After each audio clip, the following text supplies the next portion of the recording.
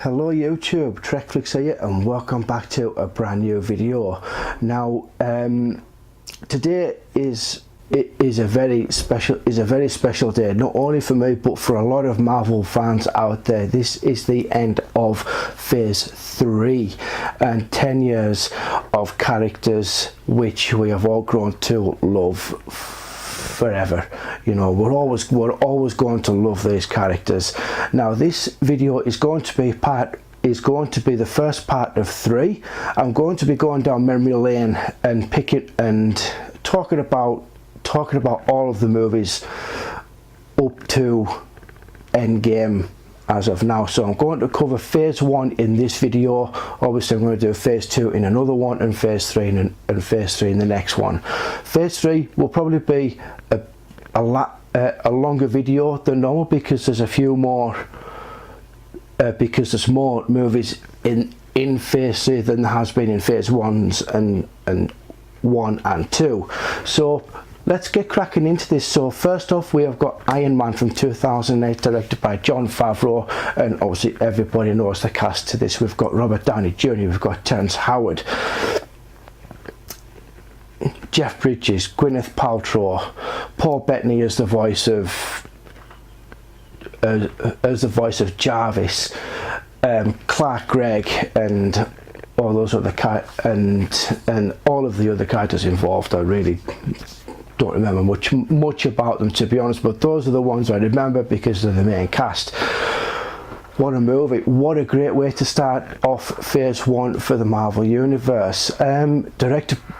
Directed by Jon Favreau, who at the time was quite, I wouldn't say quite an unknown actor, but he was more noted for more of his written works. He did star in a couple of movies up until that point, but he does prefer his work behind the camera as he does in front of it. And he really set quite a good standard for Marvel as well. You know, he had a really good story baseline and everything else, and you know, we all know the story to the first Iron Man, but for those people that don't actually know it, it follows the story arc of Tony Stark, who is captured by a terrorist group called the Ten Rings, if I remember. I have been trying to catch up with these movies throughout the last week or so, but there's so many of them, and I've still got all of phase 3 to get through. But yeah, the Ten Rings are the group that kidnapped Tony Stark at the start of the movie, and things happen, and then eventually we get Iron Man in his first initial form, and then we find out more things as the film goes on. That Obadiah, played by Jeff Bridges, is the culprit of everything, and then you know, the rest is more or less history for that movie. But it was a really good way to start off what would eventually become what Marvel, the cinematic universe, is now. So from that we're going to jump to Hulk from June 2008 also. So from that we're going to jump a month later and go and move to Paramount, where we had the Incredible Hulk starring Edward Norton, Liv Tyler, Tim Roth, and was it William Hurt as General Ross? I think it might have been. I'm not entirely sure. I'm not going to look into it, but I'm pretty damn sure it was. Incredible Hulk, I enjoyed it for the best part. It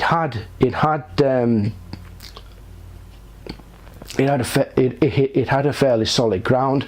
It went back to kind of an origin story, which was briefly explained at the very start of the movie as a prologue, which I thought was a really good move to make, considering the fact that, like, the original attempt the other attempt that was made in 2003 with that Asian director, I can't remember his name offhand, I do apologise guys, did an okay job with that movie, but it was very jarring visually. There was a lot of stuff going on within the photography style of that really caught a lot of people off guard, and as I said, a lot of people didn't like it. So yeah, coming into this new one with Edward Norton, I thought it was a really good attempt to sort of like reimagine what had gone wrong with the one in 2003. Ed Norton was good as Bruce Banner, but unfortunately didn't return later on. Later on into the franchise, as everybody knows, with Mark Ruffalo coming on board. Like I say, I did like him as Bruce. I thought he was very believable, and he did a really good job as far as that went on. But with the creative differences that Louis Leterrier had with Ed Norton, it sort of clashed a little bit. It clashed a little bit too much with regards of the story, and really, that whole third act with Abomination and Hulk felt a little bit rushed. But other than that, I really don't have an awful lot more to say about Hulk, about the Incredible Hulk. Like I say, I did enjoy it, but it did have its flaws, and I felt that was because of the initial story going through it, with some of the changes that have been made due to. I'm not necessarily blaming Ed Norton for it. I think that if there was some kind of good agreement on some of the story changes that were being made throughout the film, it probably would have made a decent enough movie. But as it stands, it's okay, not the greatest, but is watchable. So next we're moving on to May 2010 with Iron Man 2, directed again by Jon Favreau, which sees the return of Robert Downey, Gwyneth Paltrow, Jon Favreau again, as Happy Hogan, and now with the addition of the great Sam Rockwell. I love Sam Rockwell. The movies he's been in have been absolutely fantastic. We had Moon. I actually remember him in his first outing as an actor, which was the original Teenage Mutant Ninja Turtles movie, as one of the gang members in the fun house, and the Green Mile as Wild Bill. Just fantastic, fabulous actor. So bringing him into the fold was really, really good, and I can really honestly say it's definitely the yin to the yang when it comes to Tony and Justin. When you look at everything there, and I enjoyed the banter between the two of them when they ended up in Monaco together at that Grand Prix race, and yeah. So with that, I really feel that it was going in quite a good direction.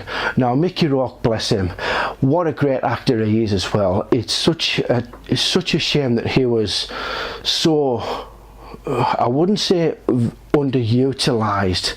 I just think that they didn't give him enough to work with as a main villain. It's such a damn shame. It really is.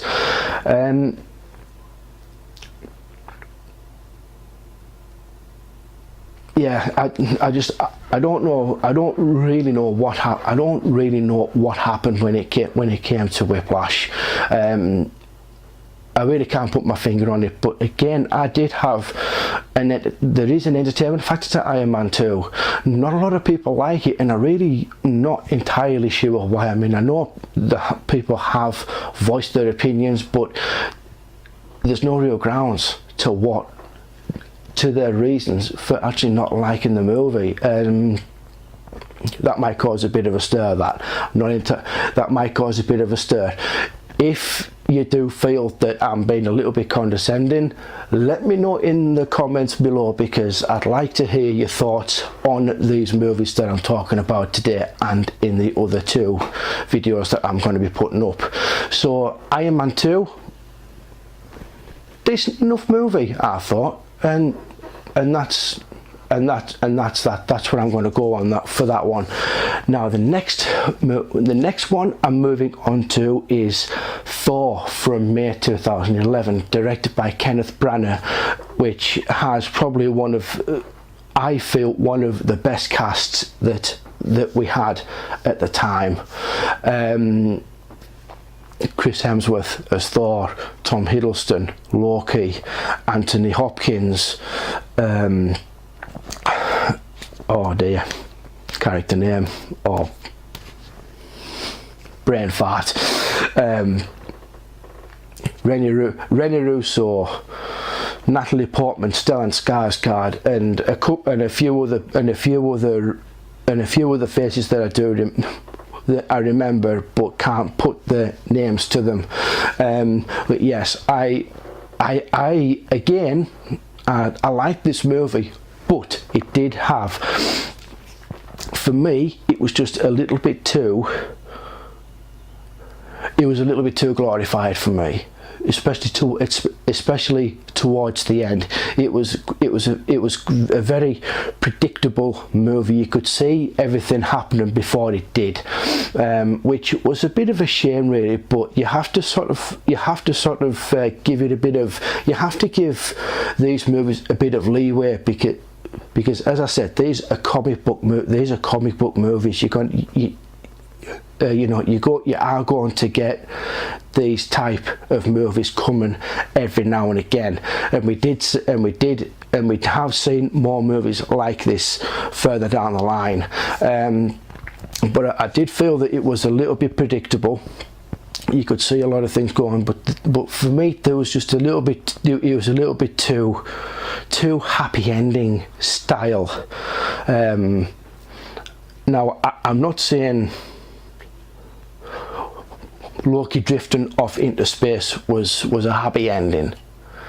Yes, yes, it was what needed to happen in the end, because he was the antagonist of the movie, and that's all fine. That's all fine, But other than that, he was just a little bit too gung ho and a bit.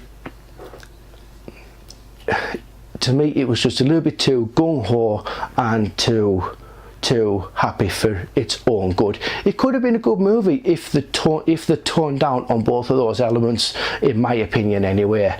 So that's Thor. Odin was Anthony Hopkins' character name.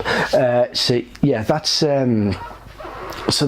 Thor, and the next one we've got is Captain America: The First Avenger, starring Chris Hemsworth, Hayley Atwell, the brilliant Tommy Lee Jones. Oh, who else have we got in this one? I can't remember. Oh dear. Hugo Weaving, Toby Jones. Is that it? I think that might be it.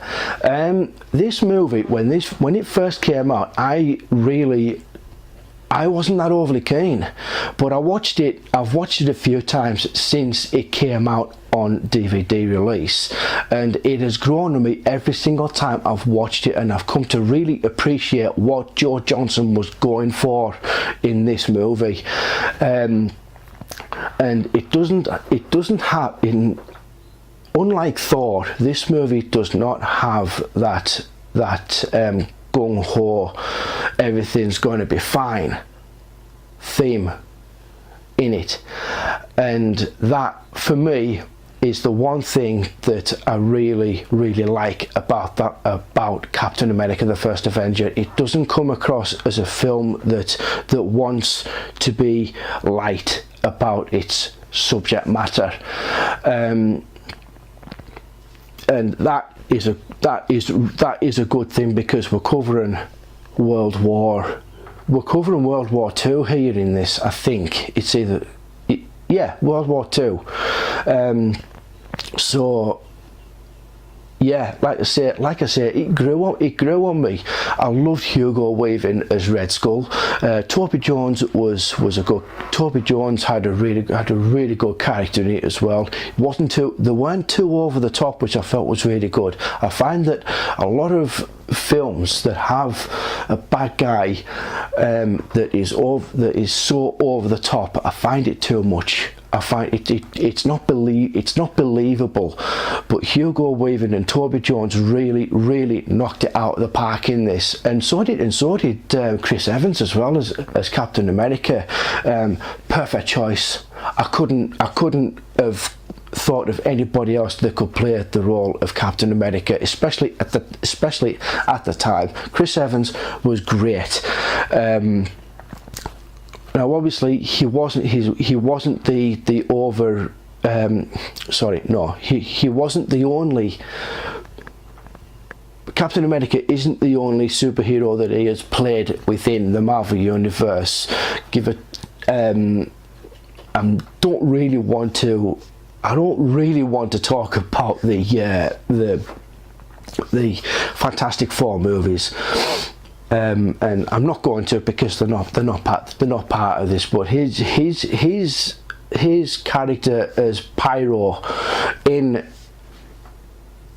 the two Fantastic Four series that he was in, I thought he was really good. I thought he brought a lot to that character, and I thought he actually helped make those films watchable.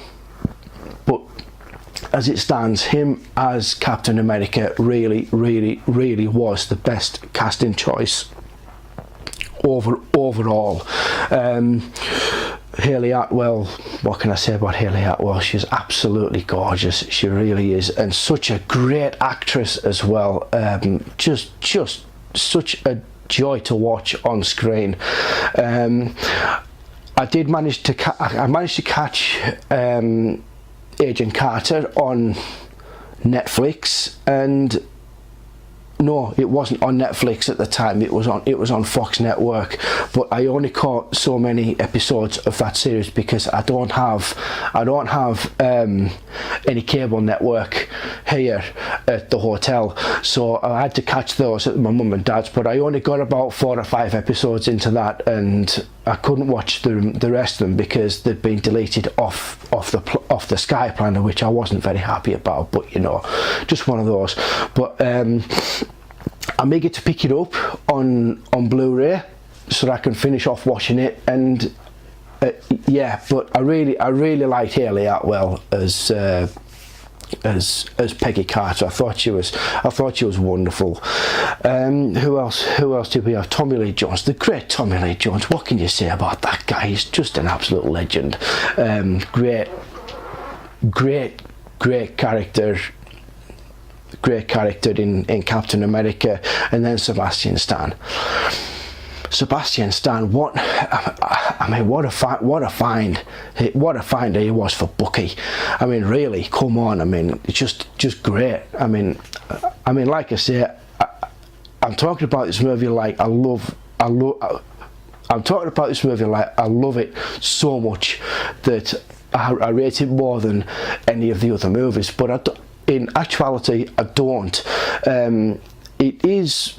I would probably put it in my top 5 of my top 5 of the best Marvel movies, but you'd be quite surprised which ones would actually not be in my top 10. But anyway, I'm not going to go into that just yet. So we're going to finish up this video because I don't think I've got long left. We have got now the first Avengers film from 2012. Now then, unlike some of the other Avengers movies that came out, this movie had one hell of a kick-ass cast in it. You know, we had Jeremy Renner, Scarlett Johansson, you know, all the usuals. Mark Ruffalo comes into this movie as the Hulk, which now, from what I'm aware and what other people are aware of, was the first part of the the new Hulk as Mark Ruffalo story arc throughout the cinematic universe. And what a great casting choice with Mark Ruffalo. I remember him from a few movies back, Kiss Kiss Bang Bang, I think I remember him in. Could be wrong about that one, but there are other movies that I've seen him in, like there was Spotlight, I think. Spotlight, I think was one of them. Great actor. Like I say, love Mark Ruffalo as an actor, brilliant. Oh, it was also in Zodiac from David Fincher. What a movie that is, guys. If you've not seen that, I really would check that movie out. Great. But yes, the Avengers, also known in the UK as Avengers Assemble. Good reason for that. We had a series a long time ago, TV series called The Avengers. So to elaborate the confusion, they had to kind of change the title of the movie to Avengers Assemble, so that it had no reference to the British TV series, which was okay. But Avengers Assemble is a bit I don't know, but you know, it is what it is. Great movie, absolutely great movie, directed by Joss Whedon. Sees the return of Loki into the cinematic universe, and he's up to his old tricks once again. Yeah, but what do you expect from someone who's so revered as an antagonist in the first movie? I like the concept of Avengers Assemble. It was a good story arc to bring everybody together into one big movie. I don't really know what else I can actually say. I don't know what else I can actually say about this movie, to be really honest with you. But yeah, it really hit a note with everybody, and it also set the standard of what we would eventually get throughout the universe, coming up to the start of phase 2. So yeah, I think I'm going to leave it at that, because I don't know what else to actually say about the Avengers. So this is it for phase 1. Thank you for tuning in. If you did like this video, hit that like button, subscribe if you like, and make a comment on any of the movies that I've spoken about, if you feel it's necessary. So look out for my phase 2 video, and I will see you in the next one, guys.